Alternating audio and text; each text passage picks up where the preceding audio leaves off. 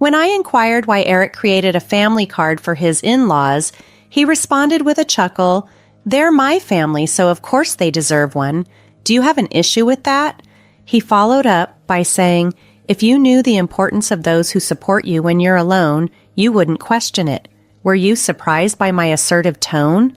I was indeed taken aback. Eric, always direct, further explained, "If you truly appreciate them, you'd contribute more to my family. Then you'd belong. Until then, consider it a probation period." I was unfamiliar with the concept of trial in family dynamics. Eric elaborated, "It means you're not completely accepted into the family yet. If this bothers you, you're free to leave. For now, it's just the 5 of us." This revelation stunned me, prompting me to immediately cancel our joint credit cards and move out. My name is Sandra. I'm 32 years old and I illustrate professionally from my home studio. Previously, I worked for a major advertising firm but chose the freelance path about 4 years ago after getting married. I grew up with my grandparents after losing my parents in an accident. For college, I returned to my parents' old neighborhood in the city center where I've lived ever since. I met Eric, my future husband, at a charming Italian restaurant where he worked. The place was known for its great food at reasonable prices, making it a favorite among me and my colleagues.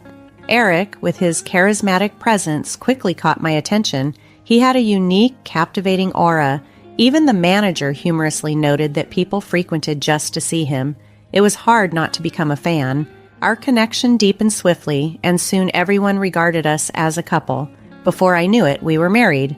I don't recall much from that time. It felt like a blur. Despite this, my feelings for Eric were genuine, and I was thrilled about our union. Leaving my corporate job amicably, I embraced freelancing, which Eric supported as he continued his restaurant work. Opting for a simple life, we skipped a lavish wedding and just signed the marriage papers. Our families met briefly, which was sufficient for us. With Eric at work and me managing household duties alongside my freelance projects, our routines were erratic, yet we ensured to share meals when possible. It was a modest but content life. A year into our marriage, Eric mentioned his family planned to visit. Excited, I eagerly anticipated bonding with them, especially given my admiration for Eric's large family and my early loss of my parents. When Eric's family arrived at our home, 5 of them in total, I was taken aback by their forwardness. His elder sister, who is 36 and works at a local store, was particularly bold. "Hey, which room's mine?" she demanded as soon as she entered, a stark contrast to the polite demeanor I remembered from our previous meetings. Alongside her was Eric's younger sister, 20, who remained as reserved as she had been during our first encounter, hardly uttering a word. Following the elder sister's brisk lead, I showed them to the guest room and Eric's parents to my parents' old room, which had a Japanese style I thought they might appreciate. Once settled, his sister made a bold declaration. "Well, since we're all under the same roof now, you better start treating our family right." Her words puzzled me, and when I looked to Eric for an explanation, he chuckled mysteriously. It was then he revealed they had given up their previous home and moved in here permanently, without prior discussion. "Sorry, our family home had to be vacated suddenly, and they had nowhere else to go," he explained. I wished he had informed me sooner. I had assumed their stay was only temporary. From the moment they moved in, Eric's family showed no restraint. All 4 of them expected me to manage everything while they did nothing but issue commands and complaints. They made no effort to find jobs or a place of their own. When I inquired about their employment status, I received yet another shock. "Oh, I quit that awful job at the supermarket," his sister confessed. Although she was employed before, it had only been part-time, a fact I had misunderstood given her age. She admitted she hadn't held a steady job since high school. Eric's parents also had part-time jobs they abandoned before moving in, and his other sister, claiming to be a student, was unemployed. "Why should I work when I'm part of a well-off family now?" she reasoned arrogantly. When I pressed her on whom she meant by a well-off family, I got a startling response.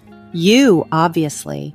You received a hefty settlement and insurance payout after your parents' accident, and you don't even have a mortgage on this place. You can live comfortably without having to work," she remarked with a laugh. I expressed my concerns to Eric upon his return, but he reacted angrily, a side of him I had never seen before. "Everyone's exhausted from being suddenly uprooted. Give them some time to recuperate, or do you want to kick out my family, Sandra?" he challenged. I was stunned into silence. Then his tone softened. "I'm sorry for yelling. It's been a tough day for me, too. Can you please try to be a bit more understanding?" Looking back, Eric was skilled at manipulating situations with a mix of kindness and severity, but in that moment, I failed to see it. I agreed to endure a bit longer. The situation with Eric's family soon became more oppressive. They treated me like a servant and demanded money for outings under the guise of needing cash for job hunting, a claim I suspected was untrue. Pointing this out would only lead to hours of blame being laid on me by the entire family. Sharing my concerns with Eric didn't resolve anything. "Everyone's feeling frustrated about not finding jobs. Just bear with it a little longer. I'll talk with them," he would say, trying to smooth things over. As time went by, I gradually lost hope that speaking up would change anything. Nonetheless, the incessant requests for money from Eric's family slowly tapered off. I suspect Eric might have finally talked to them because the issue seemed to subside on its own. Yet, the money I had provided earlier was, predictably, never returned. 3 months into this ordeal, I stumbled upon a distressing discovery. Our credit card bill was unusually high. Worried about potential fraud, I checked the statement immediately and found that all the charges were made on family credit cards. These expenses spanned a variety of items: food, drinks, books, games, and even luxury brand items. To my dismay, the statement showed that 5 different family credit cards were in use, all under my name. Eric had been the one managing these cards. He had persuaded me by saying it would be simpler for me to handle them and asked, "Can I just leave this to you?" Unbeknownst to me, extra cards had been issued without my consent. It became clear why Eric had ceased asking for cash. They had switched to using credit cards for their purchases and cash withdrawals. When I confronted Eric about why he had issued family cards for his in-laws without my approval, he nonchalantly replied, "Well, you complain when they say they're broke, so what else could I do? Plus, you know who supported you when you were alone, right? Can you speak like that to the important family of your benefactor?" His bold and dismissive tone shocked me. It wasn't like anything I'd heard from him before. He added, "If you're thankful, you should do more for my family. Then I'll accept you as part of the family too. Until then, think of it like you're still on a trial period." I had never heard of a trial period in marriage before. Seeing my stunned silence, Eric pressed on, "This means you're not officially part of the family yet. If you're not okay with that, you're free to leave any time. Right now, it's just the 5 of us in our family, unless freeloaders leave," he concluded. That moment crystallized Eric's true nature for me, leaving me feeling as if all color had drained from my face. I began to contemplate divorcing Eric and started to question why I had married him in the first place. Initially, I was drawn to him simply because he was physically attractive, like many other women. At first, I was just infatuated with his looks without any substantial reason. Then, during one of my visits to the restaurant, Eric approached me as I was heading to the restroom and remarked, "You seem different, Sandra, kind of mysterious. Sorry, I shouldn't say that to a customer." I was taken aback but intrigued, and I began to pay more attention to him from then on. Maybe that was his strategy to make me like him. Looking back calmly, it all adds up.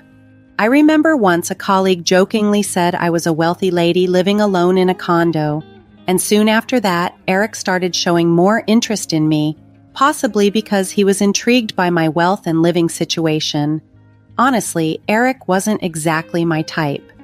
To put it nicely, he was more modern. If I'm being blunt, he seemed a bit superficial. I preferred mature men who spoke softly and seriously.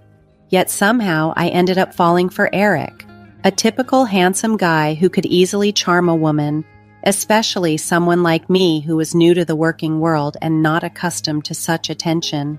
Reflecting on all this now left me feeling frustrated and ashamed. I felt an urge to lash out and break things around the house, a stark contrast to the controlled life I had strived to maintain. Resisting the urge to lash out, I instead decided to carefully plan my next moves. To get even, I knew I had to play the long game, managing the situation with as much cunning as Eric had employed in manipulating me. The condo we lived in, purchased on a mortgage by my father just after my birth, wasn't expensive back then. However, due to the rapid development in the area and a new shopping center nearby, it had become a sought-after luxury residence. My parents, hoping to expand our family, had chosen a large condo, which now provided ample space even with Eric's family invading our home. Their presence was a constant irritation, especially since I worked from home, but I bore it all for the sake of my plan for revenge. When I was 4, both my parents tragically died in a car accident while returning from my paternal grandfather's funeral. They collided with a speeding car on the freeway. That day I was supposed to be with them but stayed home due to a high fever from the flu, making me the sole survivor of our immediate family. The mortgage was covered by the group credit life insurance they had, which meant I only had to handle the management fees and property taxes for the condo. Eric suggested he could contribute just a bit more than the cost of those fees since there was no mortgage. If I pitch in that much, we should be able to manage with Sandra's income, right?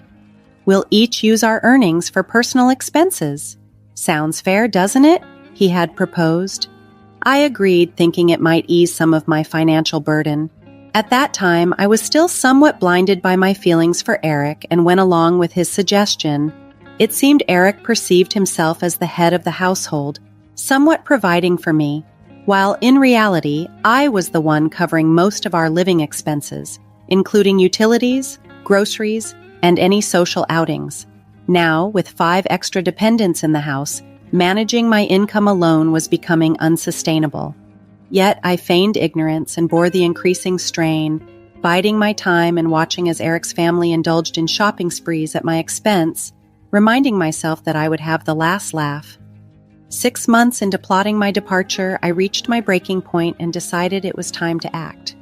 Exhausted and resolved, I confronted Eric. I'm at my limit. It's time to make a choice. It's either me or your family, I told him, presenting him with an ultimatum. He was visibly taken aback, but I continued undeterred. None of your family members lift a finger to help around the house. They just dump all their chores on me. You know I work from home. I'm not just idly passing the time. Yet they treat me like a freeloader and belittle me, claiming you're the one supporting me. I've had enough, I cried out as I faced him. Eric responded with just a smirk. Then you should leave. Didn't I warn you before? You're not truly part of this family yet.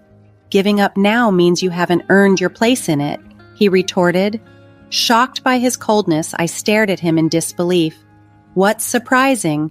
If you can't tolerate my family, then it's you who must leave, he concluded. This stark revelation made me see the depth of his manipulation and solidified my decision. It was time to reclaim my life and my home.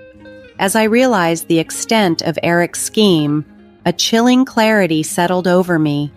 He had plotted this entire scenario, hoping his family's overwhelming presence would drive me out, making it easier for him to claim the apartment and possibly part of my savings as alimony. This revelation, despite my suspicions, was still a shock. I had once loved and married Eric, but this realization catalyzed my decision to leave him for good. Resolute, I declared, I've decided to divorce you, Eric, but let's be clear, this condo is mine and I am not at fault here. You brought your family into our home without my consent and allowed them to disrespect me. Eric looked genuinely surprised by my firm stance, unaccustomed as he was to me defying him. Until now, I had mostly acquiesced to his demands, but recalling those moments only fueled my anger.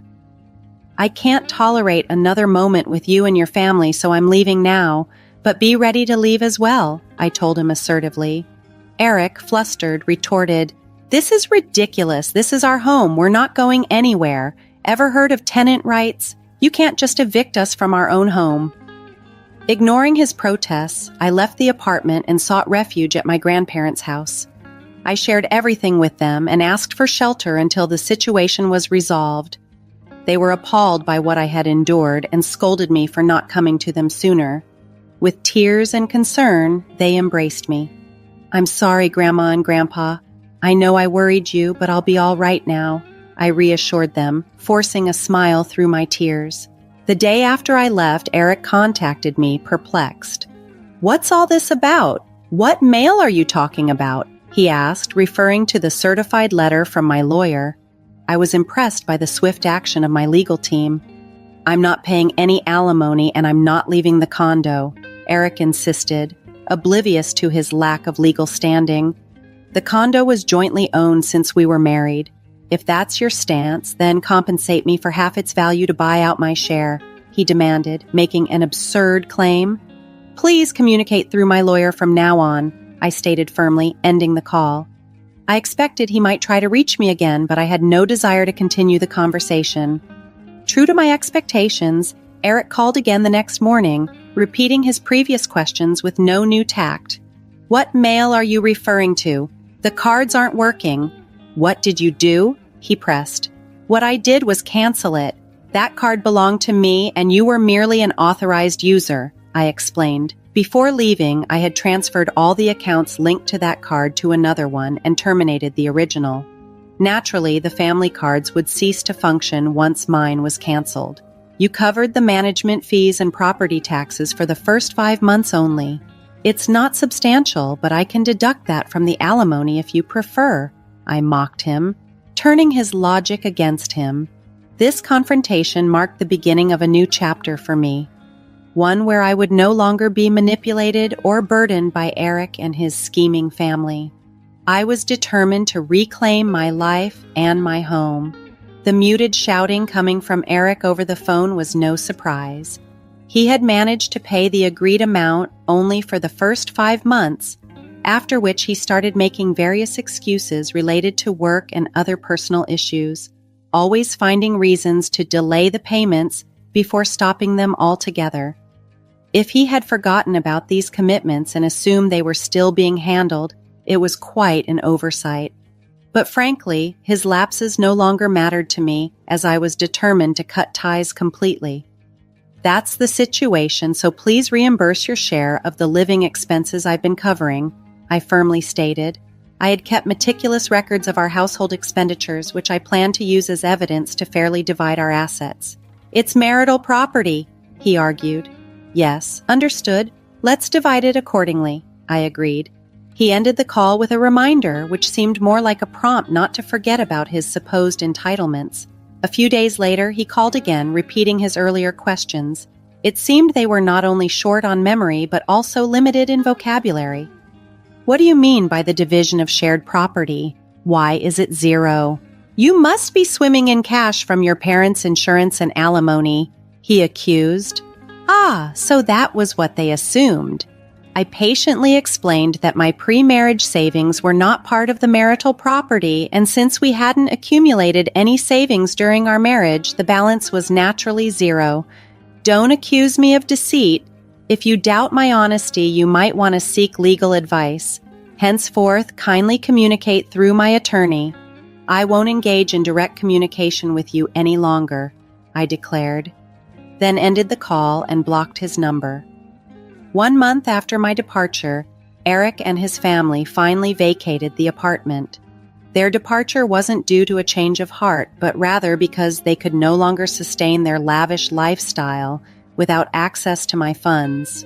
Predictably, Eric's income alone wasn't enough to support a family of 5 accustomed to extravagant spending. Tightening their belts wasn't an option they were willing to consider. I had allowed them to use the card intentionally, knowing it would lead to this outcome.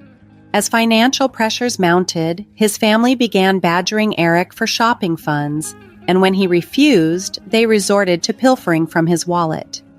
Even in their frustration, they blamed him for my departure. To compound their troubles, I had arranged for the utilities, electricity, gas, and water to be disconnected since I had no intention of residing there any longer. Eric tried to get the utilities reinstated over the phone, but since the condo was in my name, no one else could restore them if the owner had ordered their termination.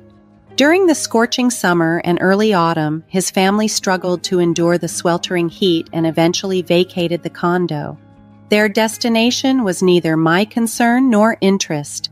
Eric tried to persist until the end, but ultimately capitulated due to the lack of electricity and the inability to maintain basic hygiene. The divorce proceedings, to my relief, progressed more swiftly than anticipated, not because Eric had a change of heart, but simply because the reality of his untenable situation became undeniable. Eric's actions betrayed the sanctity of our marriage as he pursued relationships with other women, misleading them with the allure of his so-called luxurious downtown apartment. Astonishingly, he carried out these behaviors under the watchful eyes of his family, who chose to ignore his indiscretions, showing that such behavior wasn't unexpected to him. Before leaving, I had discreetly installed cameras throughout the house, capturing clear evidence of his wrongdoings. Perhaps Eric underestimated me, but the evidence of his disrespect was undeniable. He had invited his family into my home without my consent, incurred substantial expenses on our joint credit card, and then left me to foot the bill. Moreover, his infidelity was the final straw.